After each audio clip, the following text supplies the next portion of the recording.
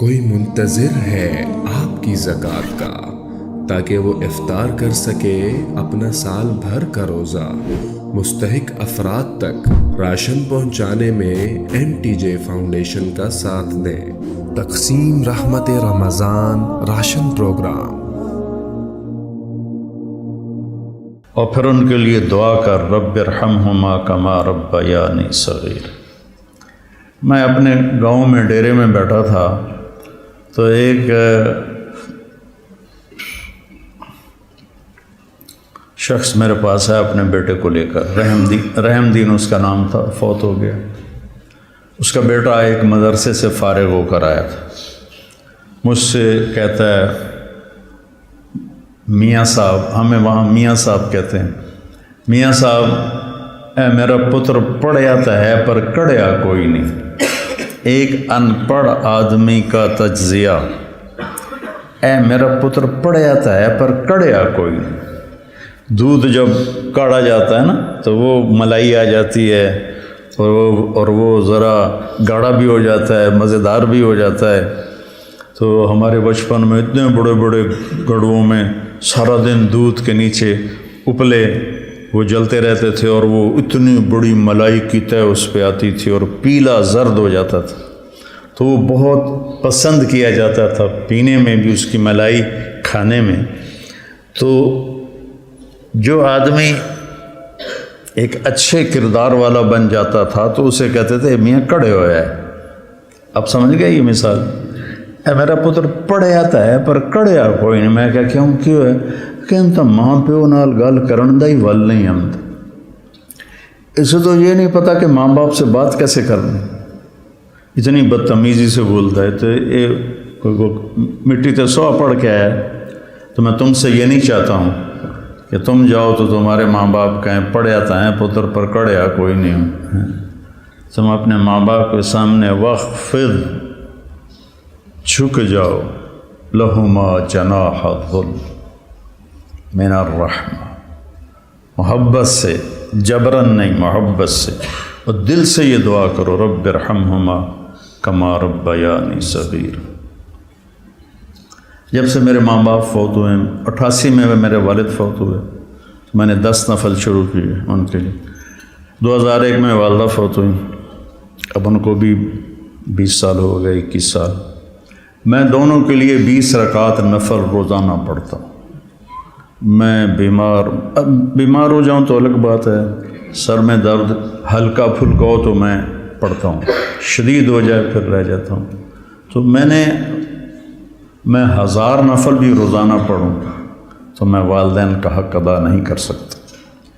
ایک شخص آیا، حضرت عبید اللہ بن عمیر تابعین میں سے ہیں، کہ جی میں نے خراسان سے اپنی ماں کو کندھے پہ بٹھایا اور مکے تک لا کے سارا حج اس کو اپنی کمر پہ بٹھا کے کروایا، میں نے ماں کا حق ادا کر دیا۔ تو انہوں نے کہا ولا طلقۃ واحدہ، ایک طلقہ کا بھی حق ادا نہیں۔ طلقہ کسے کہتے ہیں کہ جب بچہ پیدا ہونے لگتا ہے تو ماں کو دردیں، کوئی لہریں اٹھتی ہیں، وہ ایک لہر آتی ہے اس کی چیخیں نکال دیتی، پھر وہ لہر تھم جاتی، پھر دوبارہ اٹھتی ہے تو پھر اس کی چیخیں نکلتی ہیں، پھر وہ تھم جاتی۔ ایسے گھنٹوں وہ لہریں چلتی ہیں اور وہ جو ماں ہوتی ہے وہ تڑپ تڑپ کے کہیں جاتی ہے۔ تو وہ جو بے شمار دردوں کی لہریں اٹھتی ہیں، تو انہوں نے فرمایا ابھی ایک درد کی لہر کا حق بھی ادا نہیں ہوا، ولا طلقۃ واحدہ، بھی ایک کا حق بھی ادا نہیں ہوا۔ ایک شخص نے اپنی ماں کو حج کرایا پیدل، اور طواف میں تھا تو عبداللہ بن عمر نظر آ گئے، تو طواف سے فارغ ہو کر کہنے لگا جی میں نے ماں کو پیدل حج کرایا ہے۔ وہ کافی لمبا سفر ہے اور اس وقت پہاڑ تھے، نہ سرنگیں تھیں نہ راستے تھے، پہاڑ تھے۔ تو میں نے ماں کا حق ادا کیا، تو ان کا ولا زفرۃ واحدہ، کہ تیری ماں تجھے اٹھاتے ہوئے تھک تھک کے جو لمبے سانس لیتی تھی، یہ زفرہ ہے، کبھی ایک سانس کا بھی حق ادا نہیں۔ حضرت عمر کے پاس ایک شخص آیا، جی جیسے میری ماں نے میرے کپڑے دھوئے میں دھوتا ہوں، میرے پخانے دھوئے پخانے دھوتا ہوں، پیشاب دھوئے پیشاب دھوتا ہوں، مجھے کھانے کھلائے میں کھانے کھلاتا ہوں، میں نے ماں کا حق ادا کر دیا۔ تو حضرت عمر نے کہا نہیں۔ کہا کیوں؟ کہا وہ جب تجھے پالتی تھی نا، تیرے پیشاب پخانے دھوتی تھی، تیری زندگی کے لیے دعا کرتی تھی، اور تو جب اس کے لیے یہ مشقت اٹھاتا ہے تو کہتا ہے یا اللہ جلدی بولا، اللہ تھک گیا، تو نے ماں کا حق ادا نہیں کیا۔ تو کہنا میرے نبی نے تمنا کی، میری ماں مجھے پکارتی تو میں نماز کے اندر کہتا لبیک۔ تو بچوں، آپ ابھی بچے آپ کے ماشاءاللہ والدین زندہ ہوں گے انشاءاللہ، اللہ خیر کرے، کسی کا فوت بھی ہو جاتا ہے تو اللہ کی تقدیر ہے۔ تو یہ میرے رب کا ایک اس کو اتنا دہرایا اللہ نے، پورے قرآن میں دہرایا ہے، پورے قرآن میں دہرایا کہ اپنے ماں باپ کے ساتھ وہ جو وصایا ثلاث ہیں، اللہ تشرکوا باللہ شیئا وبالوالدین احسانا، وہاں بھی سورہ انعام میں 3 وصیتیں قرآن میں آتی ہیں۔ تو پہلا ہے شرک نہ کرو، اور پھر بالوالدین احسان، والدین کے ساتھ احسان کرو۔ احسان ہوتا ہے کسی کام کو سب سے اعلیٰ درجے پر کرنا، اس کا نام احسان ہے۔ هل جزاء الاحسان الا الاحسان، تو اللہ پر کوئی احسان تو نہیں چڑھایا ہم نے۔ هل جزاء الاحسان کہ تم نے میری اطاعت کو بہت اعلیٰ درجے پہ پورا کیا، تو اب میری طرف سے تمہارے اوپر بھی بہت اعلیٰ درجے کا صلہ آئے گا، اور وہ جنت ہے۔ ابن القیم نے روایت نقل کی کہ ایک آدمی ایسے بیٹھا ہوگا تو ایک منظر، صرف ایک منظر کو دیکھنے میں اسے سالہ سال گزر جائیں۔ 70 سال کا مطلب ہوتا ہے بہت زیادہ، وَإِن تَسْتَغْفِرْ لَهُمْ 70 مرة، پتہ نہیں کتنے سال وہ ایسے بیٹھا اس میں گم مزہ لیتا رہے گا، مزہ لیتا رہے گا، مزہ لیتا رہے گا۔ یہ تو تھوڑی دیر کے بعد ہماری طبیعت بھر جاتی ہے، بس یار بس۔ پہلی دفعہ میں گیا کینیڈا تو میں نے خود کہا نیاگرا فال جانا ہے، دنیا کی سب سے بڑی جو آبشار ہے وہ نیاگرا ہے، عجب اللہ کی قدرت ہے، دیکھ کے حیرانی ہوتی۔ تو ہم شوق سے گئے۔ دوسری دفعہ کینیڈا گیا تو میں نے نہیں کہا، مقامی لوگوں نے کہا نیاگرا چلے، میں نے کہا چلو، چلے گئے۔ تیسری دفعہ میں کینیڈا گیا تو انہوں نے کہا جی نیاگرا چلے، میں کہا ویکھ لیا، بس کرو ہن کی ویکھنا، ٹھیک، دل بھر گیا۔ جنت میں ایسا نہیں ہوگا، ہر لمحے سما بدلتا جائے گا، ہر لمحے۔ هل جزاء الاحسان الا الاحسان، تو لہٰذا اس میں گم ہو کے مست ہو جائے تو اللہ کہیں گے میرا بندہ ایک ہی چیز میں گم ہو گیا، اسے کوئی اور مزہ کراؤ، اسے کوئی اور مزہ کراؤ، تو ایک دم اس کے کندھے پہ ہاتھ لگے گا ایسے، جو یوں مڑ کے دیکھے گا تو ایک لڑکی ہوگی اس کو دیکھتے پورا یوں مڑ جائے گا، وہ کہے گی امالک فینا من رغبت، آپ کو ہماری کوئی ضرورت ہے؟ میں قربان جاواں، ضرورت تو بڑی ہے۔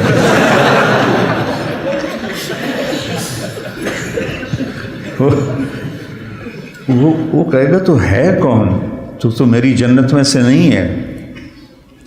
تو وہ کہے گی انا من اللواتی قال اللہ تعالی ولدینا مزید، میں ان میں سے ہوں جن کے بارے میں تیرے رب نے کہا ہے صرف ایک دفعہ دینے کے بعد بس نہیں کروں گا، ولدینا مزید، دیتا ہی جاؤں گا، دیتا ہی جاؤں گا، دیتا ہی جاؤں گا۔ هل جزاء الاحسان الا الاحسان، تو وبالوالدین احسان کہا ہے، خدمت نہیں کہا، اچھا سلوک نہیں کہا، سب سے اعلیٰ درجے کا جو سلوک تم کر سکتے ہو کرو۔ میرے والد تبلیغ کے مجھے گھر سے نکالا تو قائل کیسے ہوئے؟ جب میں رائمنڈ سے آتا تو ان کو جسمانی خدمت کرتا تھا، حالانکہ نوکر ہوتے تھے، دبانے والے، تیل لگانے والے، سارے کام کرنے والے، لیکن جب وہ رات کو لیٹتے تو میں نوکروں کو بھگا دیتا اور میں اکیلا ان کو دباتا تھا، پھر ان کے سر میں تیل لگاتا تھا۔ اس خدمت نے ان کے دل کو رام کر دیا، کیونکہ پہلے میں ذرا گستاخ تھا، بدتمیز تھا. تو گھر میں جو دعوت ہے وہ اخلاق سے چلتی ہے. وہ یہ نہیں کہ آپ بیوی کو بٹھا کے دعوت دینا شروع کر دو کہ بیگم دنیا فانی ہے.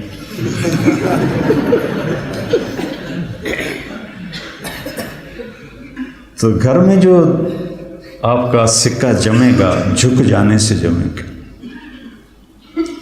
ماں باپ کے لیے چائے بناؤ، کپڑے دھو، ان کو دباؤ، ان کے سر میں تیل لگاؤ، ان کی آنکھ کا اشارہ سمجھو، تو میں سمجھوں گا کہ آپ نے صحیح قرآن پڑھا ہے. اور رشتہ داروں میں بھی زبان سے دعوت نہ دیا کرو، اپنے اخلاق سے. چونکہ رشتہ دار سب سے مشکل ہوتا ہے تعلق قائم کرنا رشتہ داروں میں. جب تو اللہ نے اتنی آیات اتاری ہیں اور اتنی احادیث ہیں، تو اس میں سب سے مشکل ہوتا ہے رشتہ داروں سے تعلق قائم کرنا، کہ وہ رویے ٹکراؤ ہوتا ہے.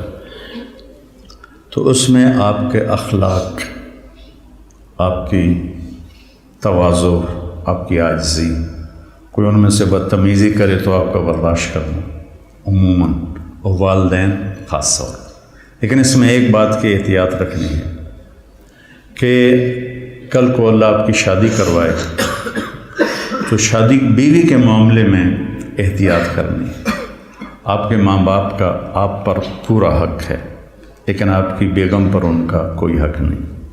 میں بچیوں سے بھی کہتا ہوں کہ تم اپنے ماں باپ کو چھوڑ کے آ گئی ہو، اب اپنے خامد کے ماں باپ کو اپنے ماں باپ بنا دو. اور خامد کے ماں باپ سے کہتا ہوں کہ تم نے اپنی بیٹیوں کی شادیاں کر کے روانہ کر دیا اور تمہاری حویلی خالی ہو گئی بیٹیوں سے، تو تم ایسا کرو کہ یہ جو بہو آئی ہے اس کو اپنی بیٹی بنا لو.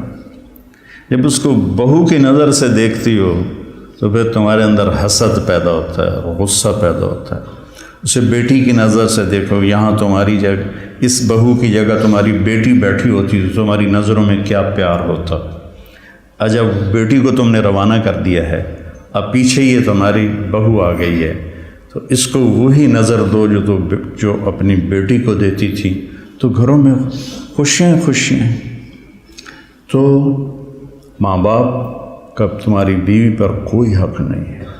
لیکن میں نصیحت کرتا ہوں بچیوں کو کہ خامد کے ماں باپ کو عزت دو، ان کی خوشی سے خدمت کرو. اگرچہ تمہارے ذمے نہیں، لیکن کرنا تمہارے لیے اجر و ثواب کا باعث ہے. اور بچی کے ماں باپ سے کہتا ہوں، دیکھو پوری ہدایہ جیسی کتاب میں بھی ساس کا کوئی حق نہیں لکھا ہو. ساس سسر کا کوئی حق لکھا، باب الخواخ ہے کوئی؟ کیوں جی مولوی زبیر صاحب، باب الخواخ کوئی نہیں ہے. خامد اور بیوی کے حقوق، اولاد کے حقوق. تو میری ذمہ اپنی ماں باپ کی خدمت ہے.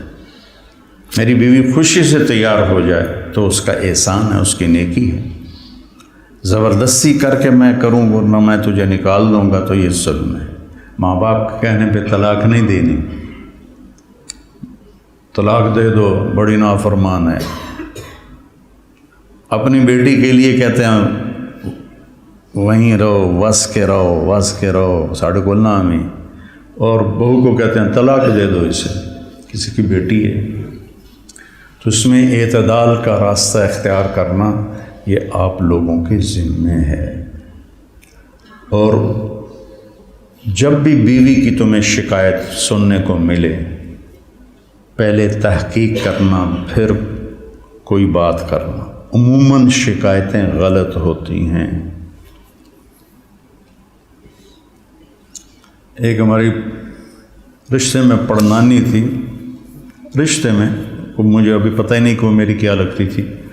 تو وہ آئی میری نانی کے گھر، تو اندر پردے نال اس کی بہو پیچھے آ رہی تھی. میری نانی نے آندی ہے تو میرے کو پوچھنا ہے اے تھوڑا رنگ پیلا کیوں ہو گیا ہے.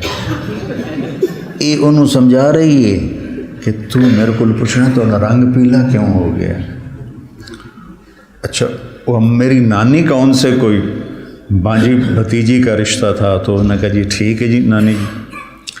وہ پچھو بہو آ گئی، سلام دعا کے بعد وہ کہنے لگی خالہ جی تھوڑا رنگ بڑا پھکا پی گیا، ہاں نہ دودھ پلائندی ہے، نہ چاہ پیوائندی ہے، نہ انڈے کھوائندی ہے، نہ روٹی دا پوچھدی ہے، نہ پانی دا پوچھدی ہے۔ اگو وہ بھی تھی یہ کودے نو تو وہ کودے تیرا، سی کا بھائی بگھیرا، یہ کودے نو تو وہ کودے تیرا۔ اگو اس نے بھی لے لیا ہاتھوں ہاتھ، ہر شے کھا جانی ہے تو ہلی پہ آنی ہے، میں تین کچھ نہیں پوچھ دیا۔ تو بیٹا یہ ایک زندگی ہے جو میں کوشش کرتا ہوں کہ آپ وہ زندگی سیکھیں۔ کیف عاملہم بھی اسی لیے نصاب میں داخل کی کہ آپ کو پتہ چلے کہ زندگی گزارنی کیسے۔ اللہ نے شروع سے مجھے ایک بڑی فیملی میں پیدا کیا، بچپن سے نوکروں کی بہتات۔ میری شادی ہوئی، ٹھیک ہے، میری بیوی فیصل آباد، اور اس وقت دیہات کچی سڑکیں 83 میں، بجلی بھی اس وقت کوئی نہیں تھی۔ وہ بیچاری گھبرائی ہوئی، ایک ہماری جانگلی زبان اسے سمجھ میں نہ آئے، وہ یہاں فیصل آباد کی، وہ گھبرائی ہو۔ میں اس کو حوصلہ تسلی کے لیے بڑی ہمت افزائی کرتا، تو پوری ایک کچہری لگی، پھوپھیاں ماسیاں کٹھیاں۔ اچھا، میری ماں کو میرے والد چولہے پہ نہیں بیٹھنے دیتے تھے، زیادہ سے زیادہ یہ تھا کہ وہ جب سالن پک کے آتا تھا تو وہ تقسیم کر دیتی تھی، ورنہ وہ بھی نوکرانی کرتی تھی۔ تو میرے والد یعنی میری ماں کا بڑا احترام کرتے تھے۔ وہ کہتے تھے نوکر کیڑے کس واسطے جے تم ہی چولہے تے جاتے بہ جانا، تم چولہے تے نہیں بہنا۔ تو اب یہ میں اپنی آنکھوں سے دیکھ کے پروان چڑھاؤں۔ 30 برس کی عمر میں میری شادی ہوئی، 30 سال میں نے اپنی ماں کو دیکھا کہ وہ چولہے تے نہیں ہوندی۔ میری ماں کو روٹی بنانی نہیں آتی تھی، کدی شوق نال بنے دی تو ادھی دے جاندی کیوں کبھی بنائی جو نہیں۔ اب مقدمہ ہو رہا ہے،